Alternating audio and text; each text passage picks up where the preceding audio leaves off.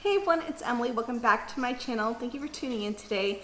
This video is about how it's been like living without our things. I've tried filming this video a few different times and it just gets really jumbled and really wordy. So I want to come up with a list of things that we've realized since moving here. Now, just as a little bit of a backstory, me and my husband Dave moved in January from San Diego to Mississippi, and when we left San Diego we put all of our stuff in storage besides what we could fit into the trunk of our car when we moved here. The reason we did this was because we were moving into a fully furnished place that his company was providing, and we were able to store everything else besides having our apartment in San Diego. So that's why we don't have our things here. Now, when we moved here, we did have to buy some things because this apartment, even though it's supposed to be fully furnished with everything that we needed, it really had a lot of holes of what we actually needed. For instance, there wasn't any glassware, but there was like 17 mugs. We didn't have really any type of pans, or we had to get different dishware because it was a mess when we first arrived. And unfortunately, a few different people for this project had similar experiences. But that's not what this video is about. It's more about what we've realized since we've moved here and the things that we miss versus not miss from our things. So let's just get into the video. The first thing that we've realized is that we miss having our own things.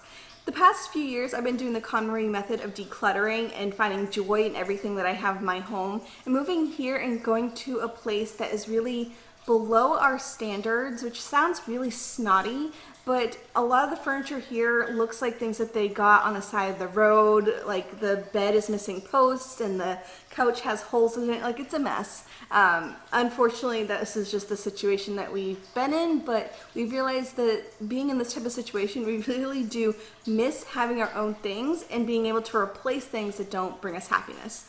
So living in a place where you're constantly coming in and you're just like, oh, I hate this couch, oh, I hate this bed. It's just really kind of frustrating, and we do miss having our own things. Not necessarily those specific things in our storage unit, but the fact that we can't really change any of the things here that are making our everyday life just kind of, I mean, it's nothing horrible, like we still have a couch, we still have a bed, but it's definitely not what we would have bought, and it's definitely been interesting, and we do miss having our own aesthetic. Like, not that we really had an aesthetic, but we miss our home. Like, that's what it is. We just miss having our own home. Number two is that we really don't remember what we own. We miss like a few other essential things, but as far as the majority of our stuff, I would say like 90% of the stuff in our storage unit, we don't remember what it is. I know I have a jewelry box in there. I couldn't even tell you what's in it. I know there's a couple purses that I packed away. I have no clue what they look like.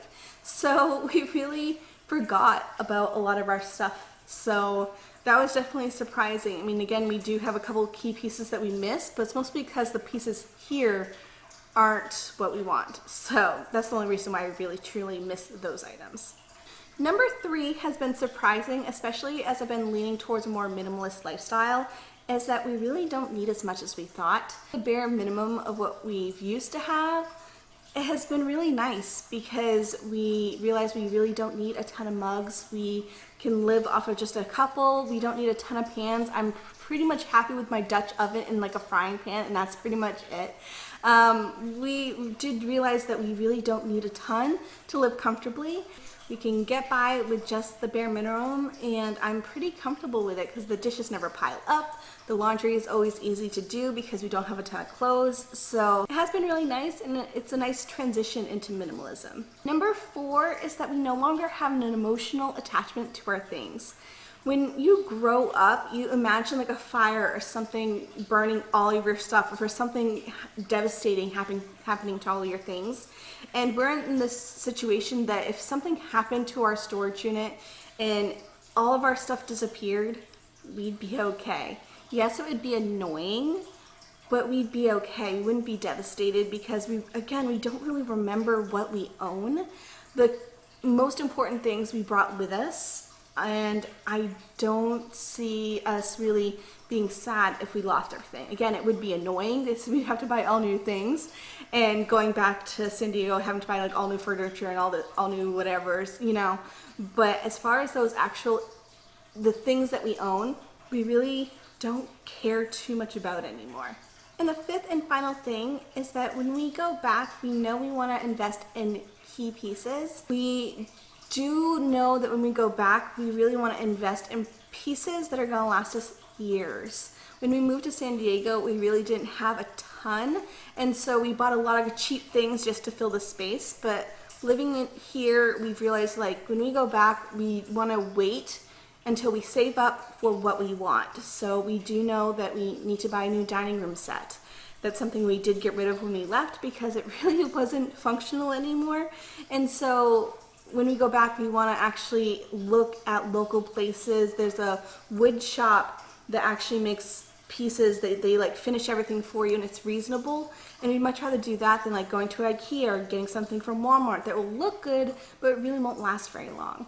And I want to get pieces that are meaningful and will work together, things for a long time, not just buying like colorful pieces that are good for right now or like a weird pattern that I'll regret later.